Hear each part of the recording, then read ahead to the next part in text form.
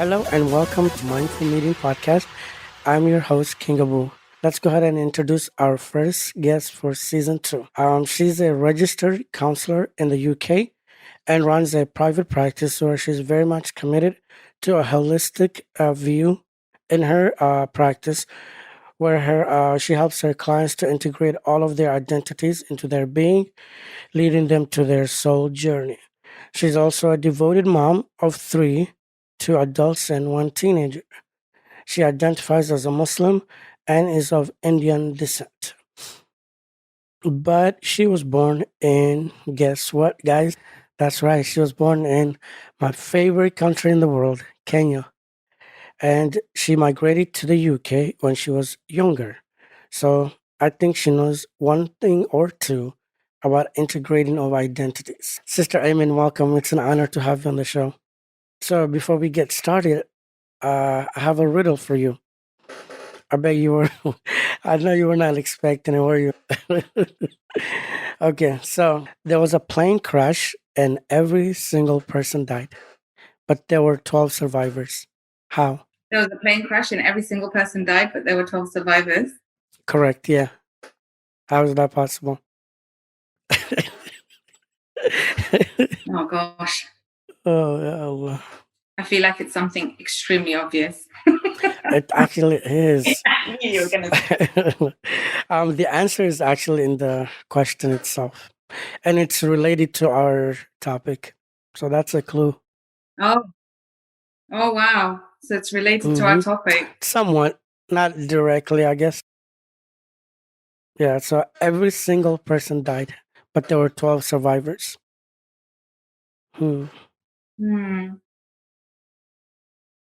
I'm wondering how it relates to our topic. Probably not directly, but there's one word. I'm wondering if, yeah, if. So should I tell you? Go on. Okay. So it says every single person died, right? Oh. Only the couples remained. Only the couples survived. Right? Oh, yeah. Good thing I was not on that plane because I probably would have been dead too. I don't know where I would have come in that suitcase. Right? Oh, yeah, Allah. Okay. So speaking of being single, and also for those who are in a relationship and are preparing for marriage, I often hear that we should engage in premarital counseling, or at least think about or contemplate on it, right? And that it's important and whatnot, and to do that before you say I do.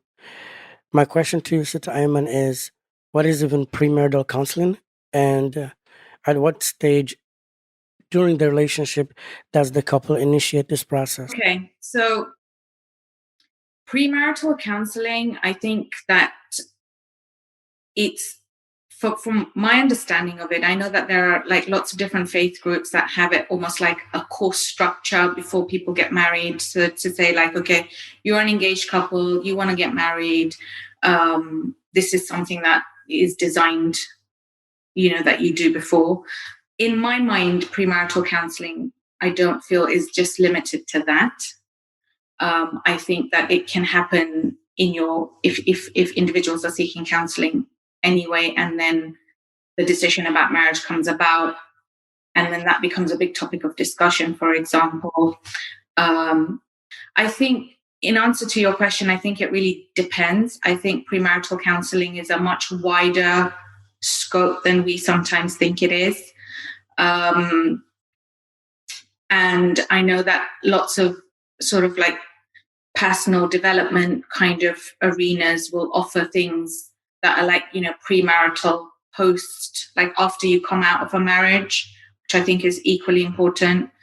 And also, just to give your sort of question a little bit more, kind of something that sort of came to my mind when you answered is like, I think it depends what age you are, because when you say to me premarital counseling, my first vision that comes to my mind is a young couple probably getting married for the first time. I think that premarital counseling might be even more important in this day and age for when couples are getting married again. And in the context of what I just said earlier, it's like, have the couple kind of like consciously uncoupled from the previous marriage, for example. You see, so premarital counselling, I think, is a pretty broad scope. And when you ask what stage during the relationship is a good time to start, I would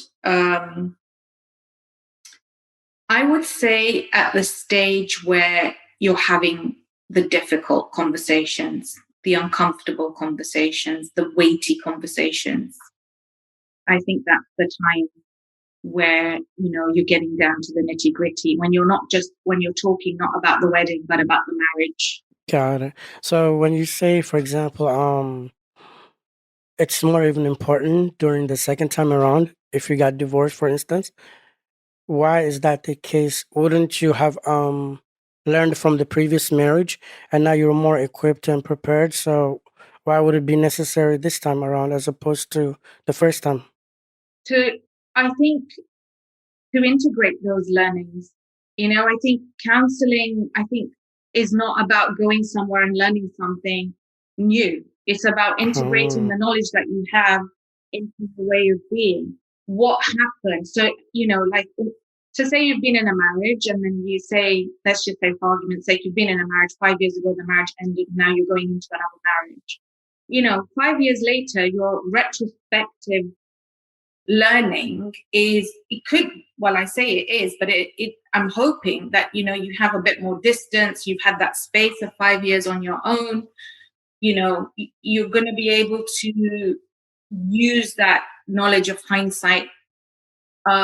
Maybe kind of you're a bit more detached, you're not so involved, so maybe when you look at yourself in the marriage, you can actually see it as if you're on a video screen, kind of going, oh my goodness, oh yeah, I used to speak like that, I used to respond like that, and kind of integrate what you learned. What did you think then before you went into the marriage about who you were, what you were looking to bring, what you were looking to bring to the table, what needs were you looking to receive, to be met in the marriage? Are they still there? Is the need there, but maybe you need to change the way that you express that need? Do you know all of that? And quite often it's a good space to actually consciously uncouple from your previous marriage. A lot of times we're married and you might be married to our third partner, but actually the way that we relate, we haven't actually consciously uncoupled from our first. We're taking the same things, we're just changing the props, but actually we haven't really uncoupled. Wow, that's fascinating. So how do you uncouple from the previous marriages or relationships? Well, I mean, yeah, I suppose in some ways it's very similar to kind of, it's almost like the question, to say you went to a premarital counseling, I'm going to say course for want of a better word, but let's just say time frame. Consciously uncoupling would be about actually reviewing those questions,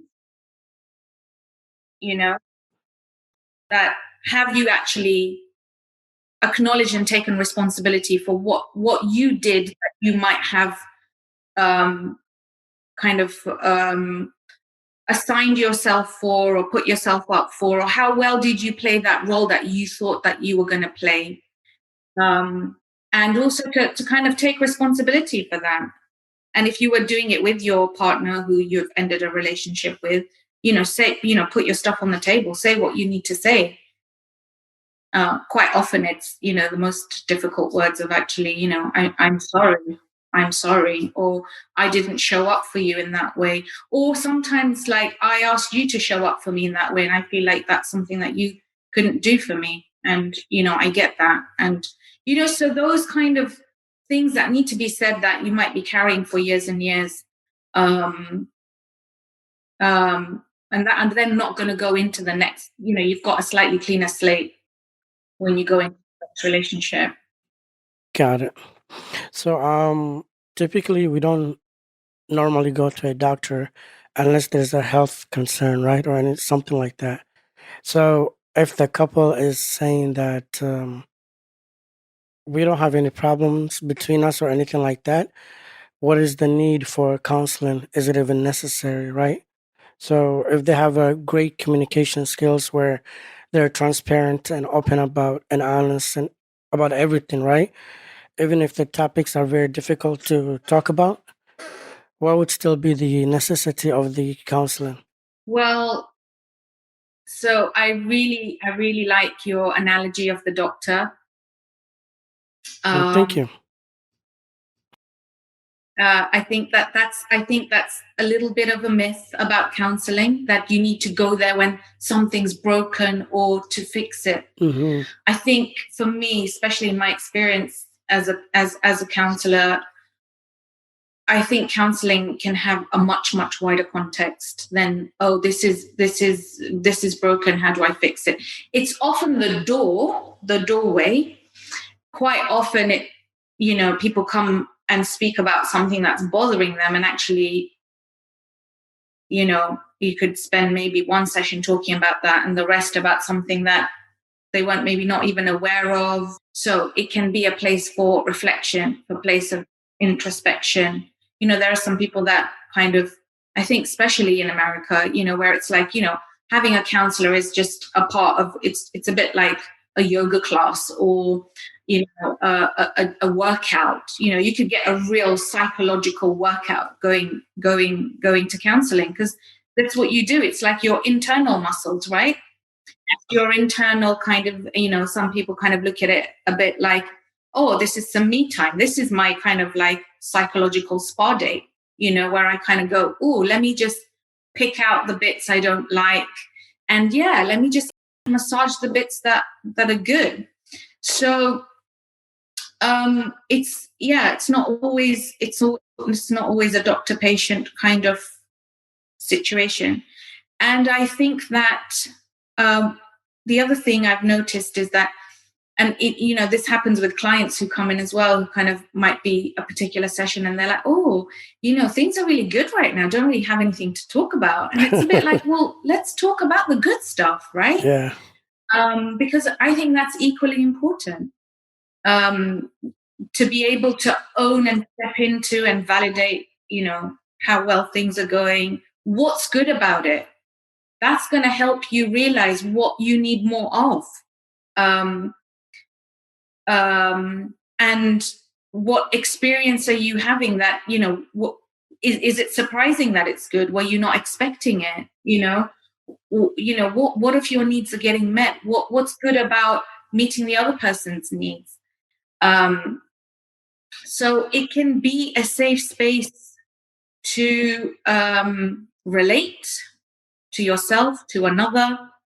Um, it's not always a problem solution. In fact, probably, that's not, counseling is not about fixing people from, from my lens.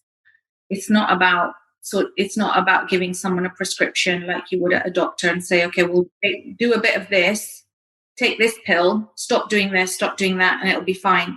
It's not like that. Got it. Psychological spa day. I love that. Um, I was talking to one of my relatives one time, and they were having problems within their marriage, and they mentioned that they didn't want to go to a therapist because I don't know why they said this or why they believed that, but they said going to a therapist will just make things worse, and it will break up the marriage, and it will just lead to divorce. And I thought about it, and I said, "What? I don't think that's the case." Because if you go to a therapist or a counselor, and there seems to be more problem on the surface, that just to me sounds that there was already problem within the marriage, and the counselor just brought it to light or shed some light on it. Would that be an accurate assumption about what part of therapy is about? Or is it true that it could lead to more problems? I mean, when we say lead, when something could lead to more problems, it's also assuming that the end of a marriage is a problem. I mean, do you know what I mean? I mean, I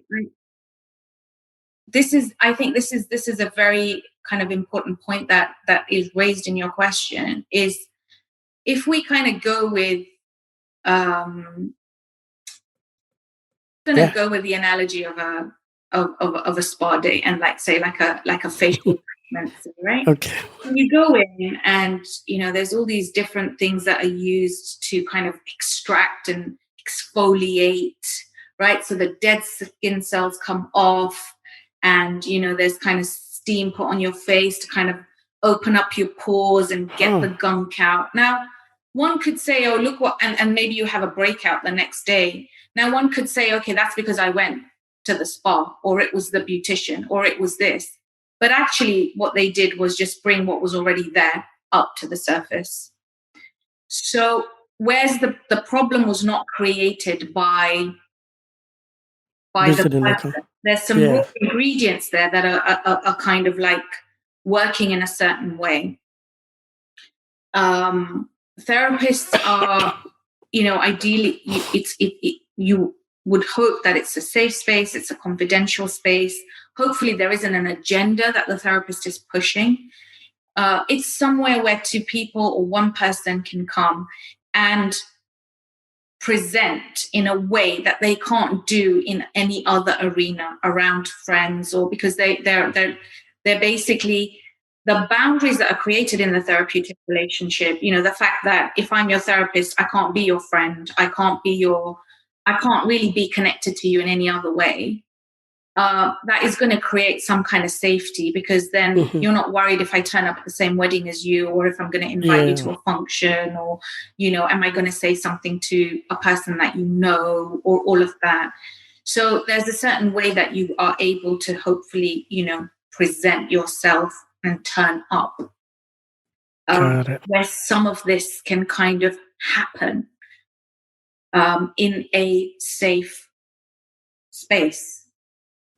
Got it. There's also, I think, the element of neutrality, right? If they're not your friends or anything like that, they're less likely to be biased towards you or otherwise, right? Absolutely. Their main, as therapists, our main kind of almost brief, for want of a better word, is, to see the person as they are, and not, and this phrase kind of non-judgmental. It's so kind of nuanced in a therapeutic environment. Part of that is not pushing an agenda. So if I'm in premarital, if I'm a therapist who's engaging in premarital counselling, my mission is not to get these two people down the altar. It's not. Oh, okay. So premarital counselling for me would be like, okay, let's find out. It's a blank canvas. What's going on? What does this person want? What does this person need? How do they relate? What is their relational pattern? What is their history? Where it might be coming from? And what does this person want? And for them to actually have a dialogue. I'm not kind of being like, okay, listen, come to me and I will kind of sort it out so that you two end up getting married. Because that's not me serving the needs of the couple at all. I mean, think about all the different identities that intersect in a marriage. You as a child, you as a husband, you as a man, you as a student, you as a Worker. professional, as a father, and all those, as a lover, your race, your culture, and then how does that intersect with your spouses, all of those, right? So there's so many junctions where they kind of cross. Now, you might be great as in your role as a father, say, for example, but then what about your son role? Now, when two people get together, their families get together. So what you're like as a son is going to impact the family and the person that your spouse is going to be relating to, i.e., your mother or your father, because what you're like as a son is going to maybe filter through to what you become, or the values that you might want to instill in your son, for example. And then your partner is going to have some opinions on that, and she's going to have her history, or they're going to have their history. So there's a lot of meaty kind of, potential conversations that Wow. That's a lot. could happen. In the Muslim world, or at least in my in Somali world where I'm from, a lot of things are taboo, right? Or are seen as taboo. This is definitely one of those topics.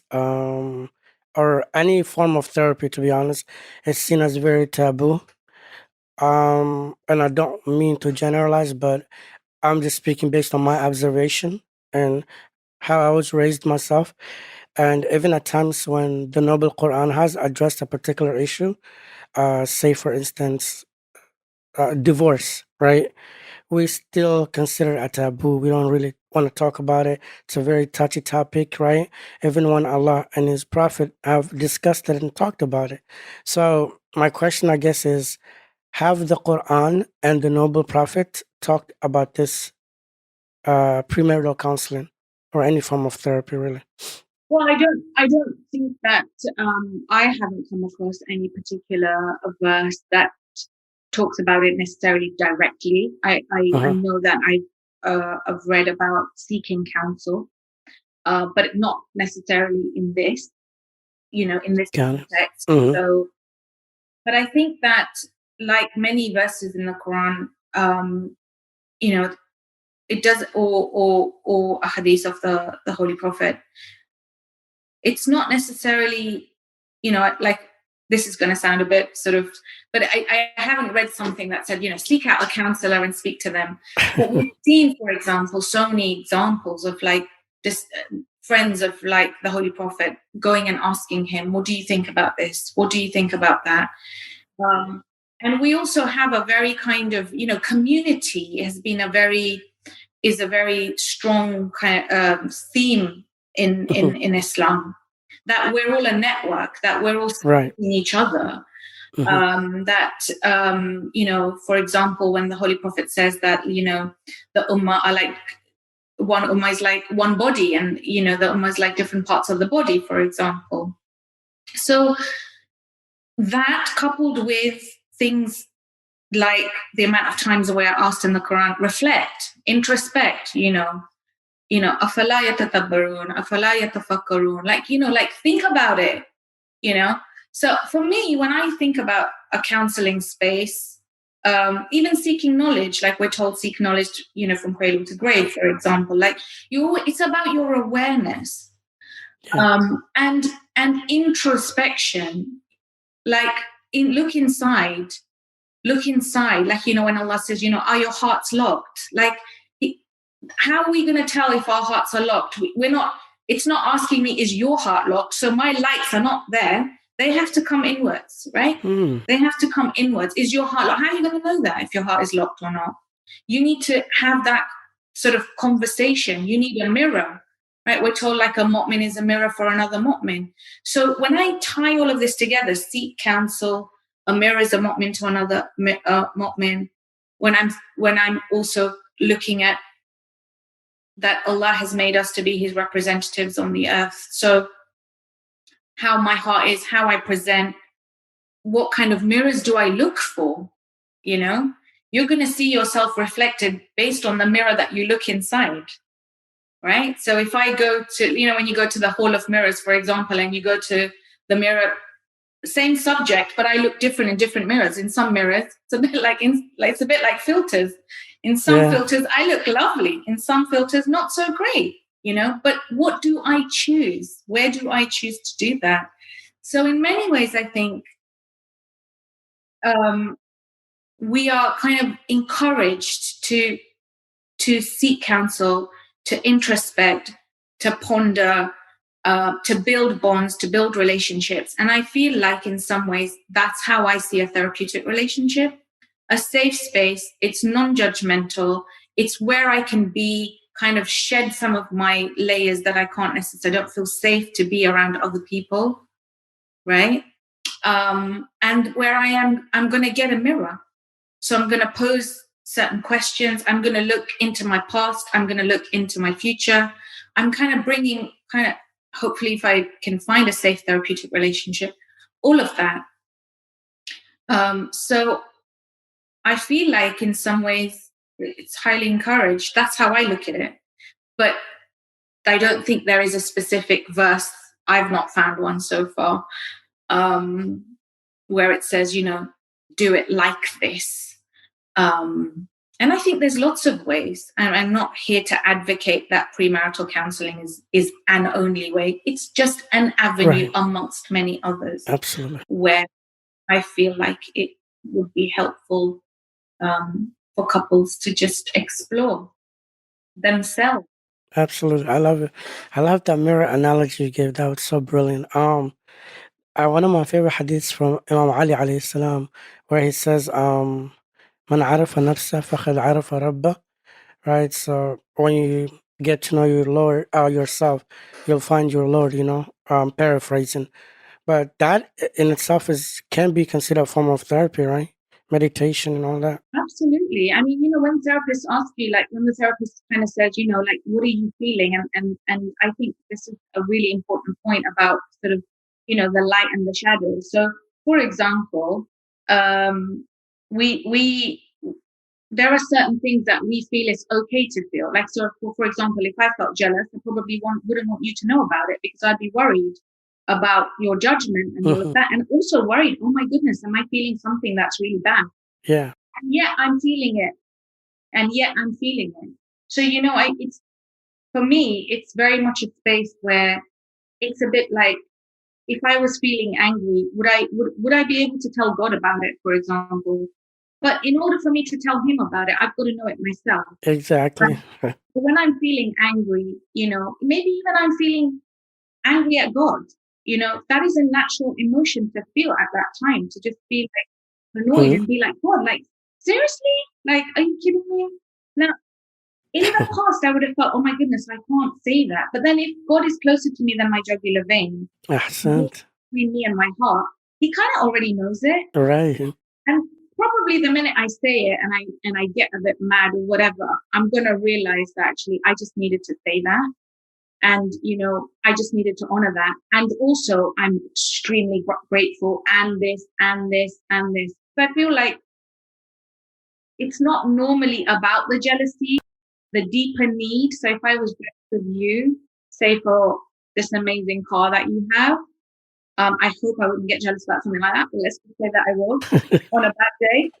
Um, and I went to my counselor and I said, "Oh, I met this person, and gosh, like I was so." They're probably going to say to me, "What's underneath that, Aiman? Mm. If you can just allow the jealousy to be the frothy layer on the top, what's underneath that?" And probably it puts me in touch with all my dreams that I had aspired for that I didn't get. So actually, it's coming from a place of me feeling inadequate Uh-huh. and maybe some shame underneath that. Yeah. Now that's really what's going on. It's presenting as jealousy and defensiveness and me not kind of being able to, getting a bit prickly and a Yeah. bit growly.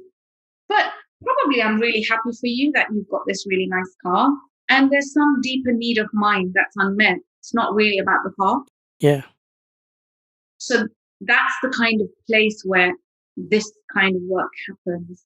And where you can, and really it's a bit then about man arafa nafsahu, right? Because now I've just found out that actually I'm not a horrible jealous person. I was experiencing jealousy. Yeah. But what I am is, more than that. Underneath that, I'm actually not a bad person for experiencing this. I'm a good person that just wants to really kind of actualize more, fulfill more. I'm feeling sad. I'm feeling kind of like that, I could do more. There's something I want that I haven't got yet. And then the work that needs to be done around that. But, suddenly, like even as I say that, and as I meet that person, so when I meet the aim and the jealous person, I'm like, oh my goodness, that's so shameful. This is not how you're raised. That's not being a good Muslim. But when I get to the deeper, I've got a bit more compassion for her. And I'm a bit like, listen, it's all right. What is the need? Let's see how we can get you there, you know? So can you see like the two flavors just change like this, but it's really just about getting underneath that. Absolutely. It's not like you would ever going back to that doctor analogy, right? It's not like when you go to a doctor and you describe the symptoms you're having, he or she will shame you or, or you will even shame yourself, right? The symptoms are just telling What you they are. something deeper that's inside, right? Okay. Yeah. And also one thing that place where sometimes it might intersect is, for example, say you've been experiencing a headache for like 10 years and you've gone to all these places, and then you find out that it's like something like a tumor, say, for example. Like, on the one hand, you're very upset that, oh my goodness, this is what it is. But on the other hand, you're like, oh, this explains the headache, Yeah. right? So, in the same way, like, imagine you're experiencing a lot of rage, a lot of jealousy, a lot of just like, you're just not happy. Whatever you get, you're just not happy. But imagine if you could kind of see it like on an X-ray, like, oh, this is what it is. Yeah. And then suddenly, for yourself, your therapist can't tell you that. You can feel it in your own Hmm. self. You kind of go, oh, okay, now I see this has been happening for, I'm getting the same feeling that I always get around da da da da da. So maybe it is this. But there's something about naming it, identifying it, just like with an illness that happens in the body. The minute it's got a name, we've put it on the table, right? Yeah. Now we can talk about it, we can research it. When you type into Google, you've got a name. It's not just this thing that's been happening. Even taboo things, anxiety, depression, bipolar, like, these are all, like you were talking about, taboo subjects. These are taboo. We don't want to say that to anyone. I have depression. But the minute you name it, if it is what it is, then you can work with it. Absolutely. Absolutely. So, trying to figure out how to word it. Usually when we do something, it's with the hopes of gaining something in return, right? Usually to our advantage, in our favor. So when we do go to these counseling, premarital counseling sessions, we're expecting that something good, or maybe we have this notion that it's gonna guarantee success in the future marriage. Is is that the case? Wow. There's a lot of there's you mentioned earlier about divorce being such a taboo. So I'm gonna, in the same vein, what is a successful marriage? Mm, Is a successful marriage a marriage that goes on and on and on? How do we gauge success, right? How are we gauging a successful marriage? Um, exactly. uh, so that's a side question. Right. A side thing to think about. But in terms of guarantees, I don't think there's ever a guarantee. Right. And honestly, this is going to sound quite morbid, but I don't think that there's guarantees about anything. They, Absolutely. you know, Guess they only really, death. exactly. Another taboo subject, right? Right. You just don't know what's going to come up, do you? I mean, marriages and marriages beginning and ending. It's not just about who you are. It's also the circumstances that you find yourself in, and so much can change. We're dynamic beings. I mean, and I think it's really important to note that even in the context of premarital counselling, we are making decisions in the present moment about something that we're envisaging, a life that we're envisaging. We don't know what's going to happen in the future. We don't Hmm. know how that is. We can have a fantasy of what that might look like, Right. but we don't know, and we can't know. My fantasy is that we'll come to the end of this podcast and that it will be great and that lots of people, it will spark up great conversations for people. I don't know that. I have absolutely no idea if I'm going to get to the end of it, even. We don't know. But I have a fantasy, I have a hope. So, we need to kind of, this sometimes this notion of guarantee, Hmm. can be our first kind of block. And then in order to hold on to that fantasy, we will do whatever it takes to stick in there. So, for example, if our fantasy is, okay, these two people are going to get married, they've had premarital counseling, they're having fantastic conversation, everything is good. We have a fantasy that this marriage is going to have longevity. Something happens, we want to kind of hold on to that.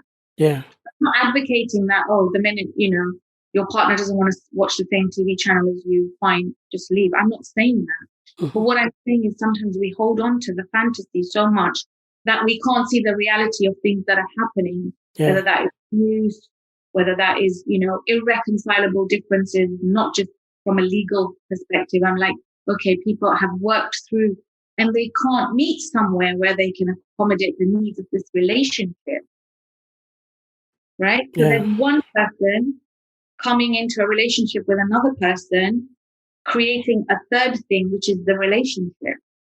So number one and number two, or number one and number one, let's just say, to keep it equal, are creating a third relationship, Mm.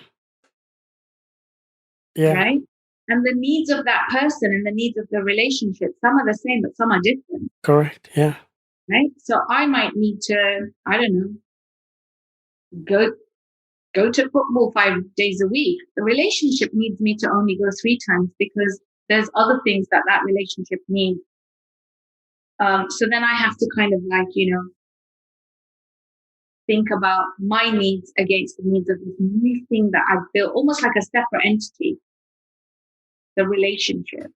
That's And true. premarital counseling might be helpful in being able to see the relationship as a third kind of entity in itself. What does this relationship need? Almost like a child or a new kind of project or a Yeah. new. It's not the same as who you are. You're creating something that you've never done before. You're creating something that's a part of you, but also outside of you and has different needs to your own intrinsic needs. Absolutely. So, when we are choosing a counselor, then or a therapist, right? Because they are playing such a pivotal role for us, or for the couple, when embarking on that journey of marriage. In your professional opinion, what do you think we should look for? Do we look for a counselor who comes from the? Because from our talks, you can see there's a lot of things that are taboo, and from being as a Muslim or African or maybe Indian descent, I'm not sure, but I definitely as a Somali man, there are a lot of things that are taboo, a lot of things that are expected as within the marriage. When you keep all those things in mind, what type of a counselor should we seek for or look for? Well, this is a very tricky question to answer in that I'll tell you the criteria, I think, as a client, what you want to look for in a counselor, in a helpful counselor. And then we can kind of expand based on that. I think you want to look for somebody who you feel in the, within the first sort of instant, or when I say first instant, I don't mean just like the minute you see them, but you want to find somebody who you feel comfortable enough with, but also who you feel that you can trust to be uncomfortable in the company of, right? Mm, So, because hopefully what you want to do in any kind of therapeutic relationship, and I know that we're talking in the context of premarital counseling, so, as an individual or as a couple, is that you need to be able to be vulnerable in that space. Now, being vulnerable is an uncomfortable feeling, and I'm when I say be vulnerable, what I mean is like kind of like emotionally risky, not sure, kind of you don't have all the yeah. answers. You're a bit like oof. I kind of bare, I suppose. Hmm. So you kind of want to find a relationship where you're a person, you want to be sitting with a person who you can be like that with. So you're comfortable enough to say that you're feeling uncomfortable. Does that make sense? And I guess similar to a spouse in that way. You know, you want to be in a relationship where you can kind of go, okay, this is making me really uncomfortable. Stuff's coming up for me around this. Now, if that's the criteria, then you need to think about and maybe experiment with like, are you going to be more comfortable doing that with somebody that is from the same culture as you? Right? We talked about mirrors before. For me, as a Muslim, Yeah. there have been times when I have seen if I have a non-Muslim person in a particular context as a mirror, it makes me see more of my Muslimness. Wow. Okay. And there's other times when I'm with another Muslim person and I can see that. What I'm trying to say is that depending on what issues come up, where you feel that you're going to be best served. So there are times when I've been in a counseling relationship as a client where I've kind of been like, I've noticed that actually, taking this particular issue to this person, there are so many nuances that I really need them to understand. And I'm actually feeling quite exhausted by explaining, or I'm not feeling met, or I'm not feeling seen. That I actually need somebody that's probably maybe from the same kind of, cultural or religious, or depends on the issue. And there's been other times when actually I've spoken to somebody who's not, and I've actually got some kind of clarity that I probably might not have if it was, somebody who was from the same culture.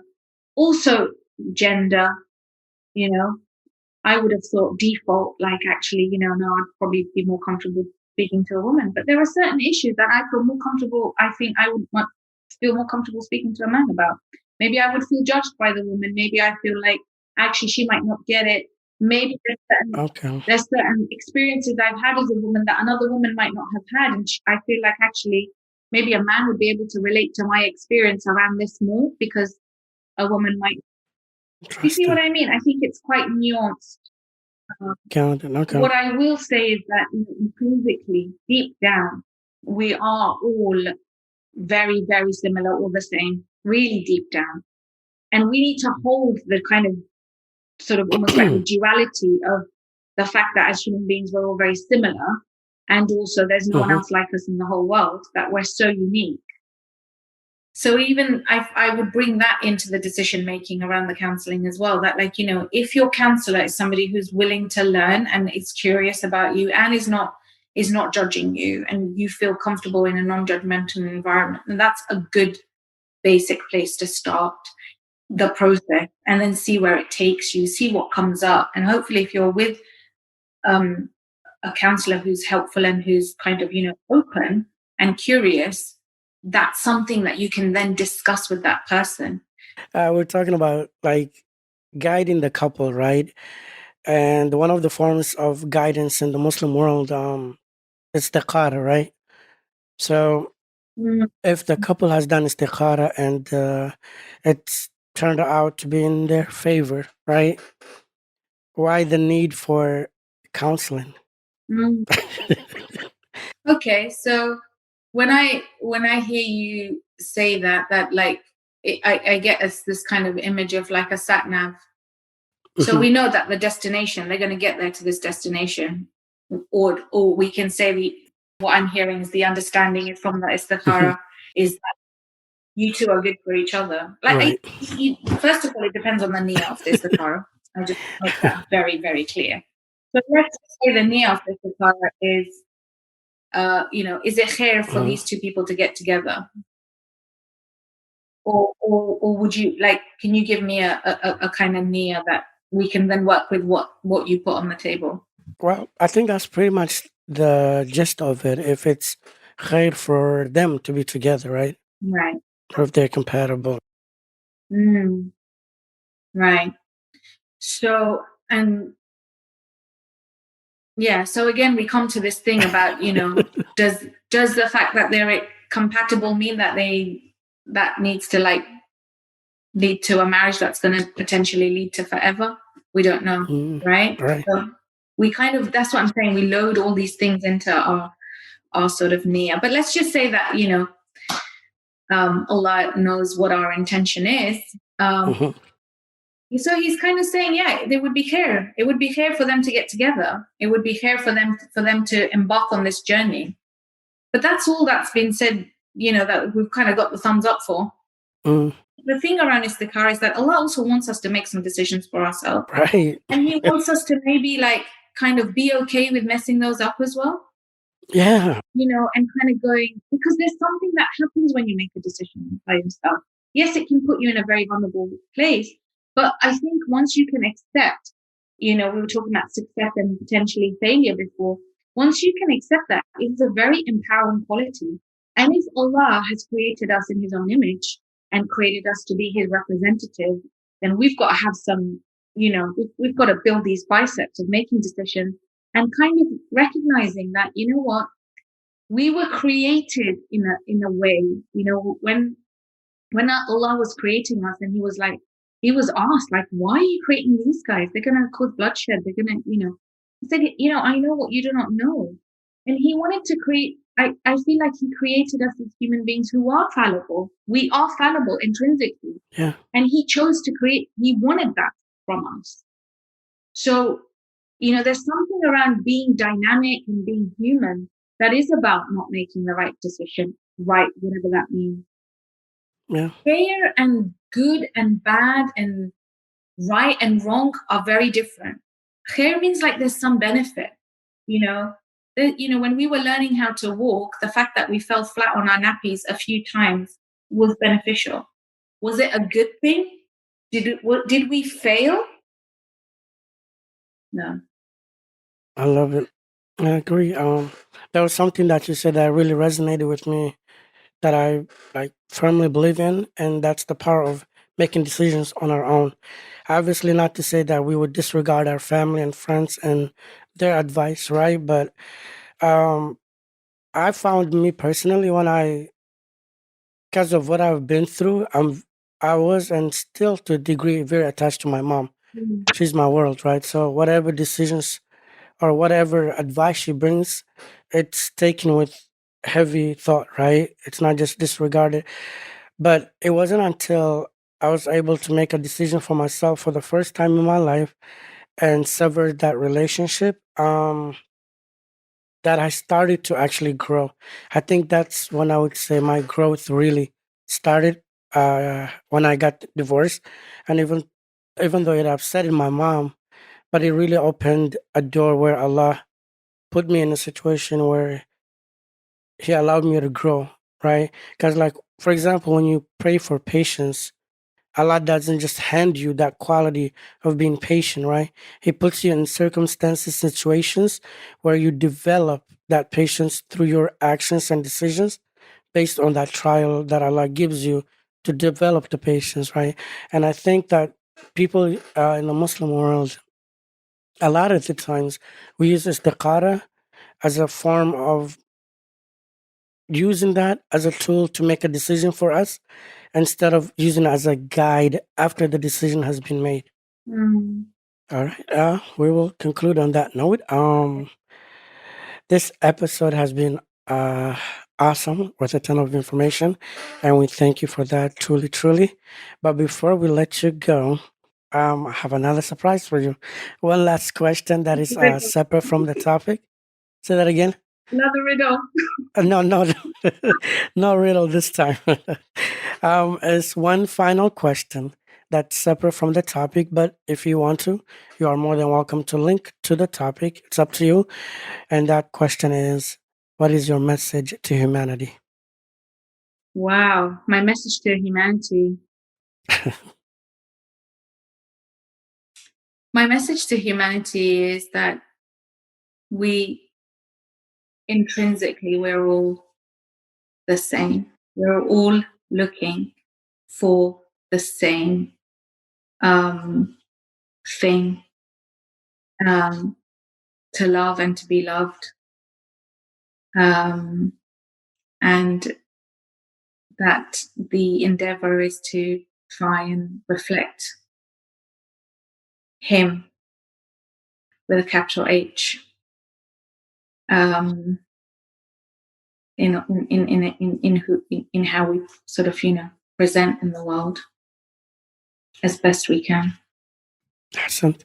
I love that so much because I think Allah's love or God's love, I believe, is the foundation upon we build every other love relationship, not just intimate, just every relationship here we have. I think if Allah is the core and the center of that relationship, it'll be a very fruitful relationship. All right, well, thank you. That, my friends, completes this fascinating episode of Mindful Meeting Podcast. Join us next time. Until then, this is your host, King Abu, saying so long, and remember to treat each other with kindness.